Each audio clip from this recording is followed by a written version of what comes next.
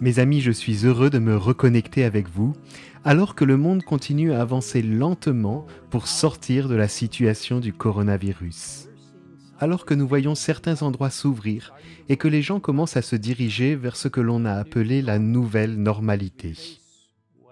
Alors que nous sommes confrontés, quoi qu'il arrive, c'est un excellent moment pour approfondir la parole de Dieu, qui ne change jamais, en particulier les prophéties, car elles donnent l'assurance que la parole de Dieu est absolument vraie.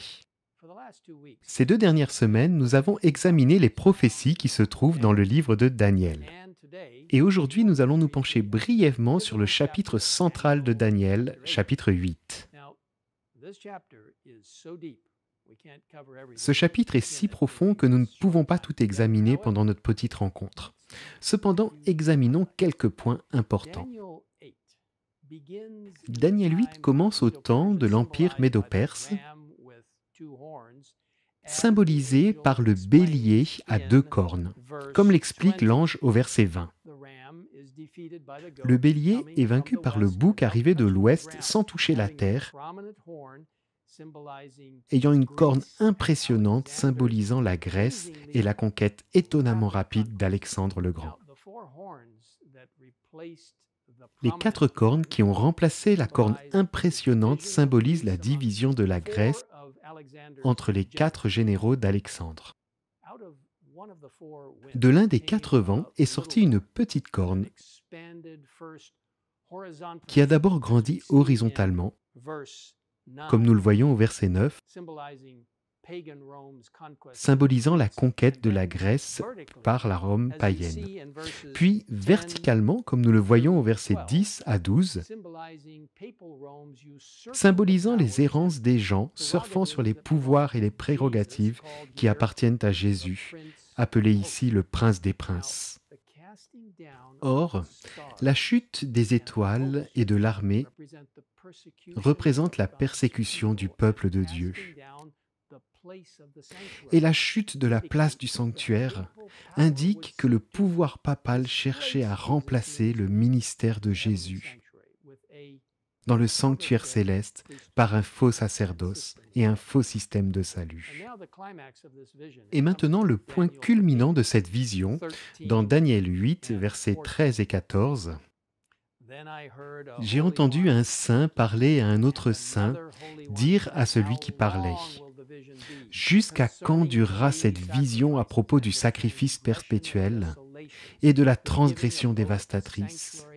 Jusqu'à quand le sanctuaire et l'armée seront-ils livrés au piétinement ? » Et il m'a dit, « Encore 2300 soirs et matins, puis le sanctuaire sera purifié. » Vous savez, la question « jusqu'à quand » a été posée à maintes et maintes reprises par le peuple de Dieu. Par exemple, dans Josué 18, verset 3, Josué a demandé jusqu'à quand Israël attendra et négligera de prendre possession du pays que l'Éternel lui a donné. Dans 1 Roi 18, 21, Élie demande au peuple « Jusqu'à quand aurez-vous un comportement boiteux ?» Dans Psaume 94, verset 3, nous lisons « Jusqu'à quand les méchants éternels vont-ils triompher ?»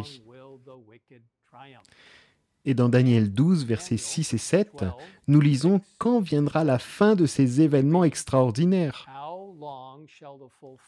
Et la réponse est donnée.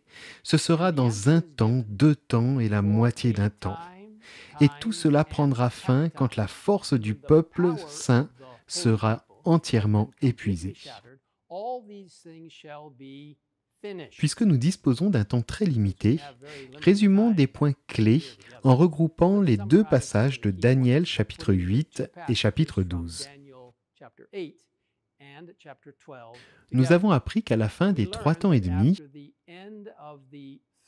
ou 1260 jours prophétiques, symbolisant 1260 années littérales, la petite corne serait abattue, ce qui a effectivement eu lieu en 1798, menant à la fin des 2300 jours ou années en 1844, lorsque la vérité du ministère céleste du Christ commencerait à être rétablie. En 1844, la purification du sanctuaire céleste commencera,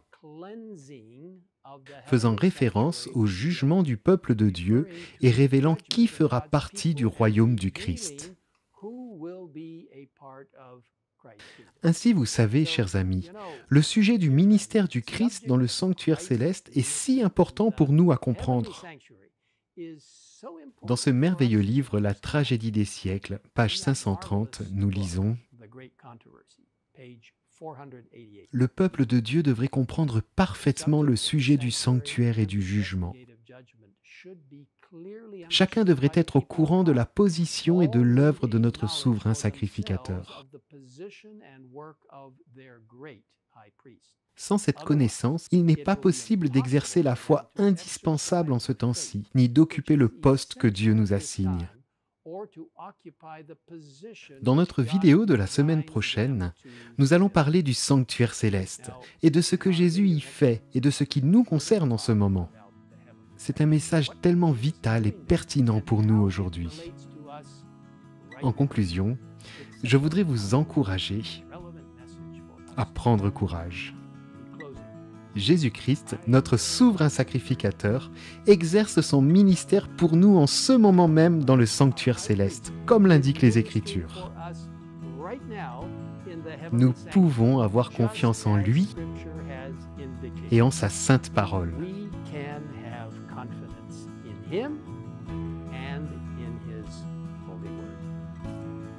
Prions.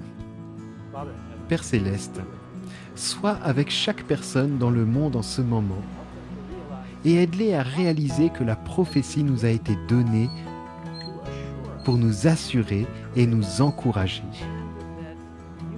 Et que tu as tout prévu pour nous alors que nous entrons dans ces tout derniers jours de l'histoire du monde. Et que Jésus travaille pour nous dans le lieu très saint du sanctuaire céleste en ce moment même. Merci pour ce qu'il fait dans le cadre du jugement investigatif. Et nous sommes si reconnaissants que son sang et sa grâce puissent nous couvrir, comme nous nous soumettons à lui chaque jour.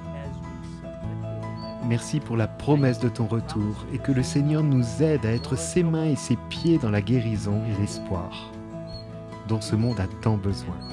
Au nom de Jésus. Amen.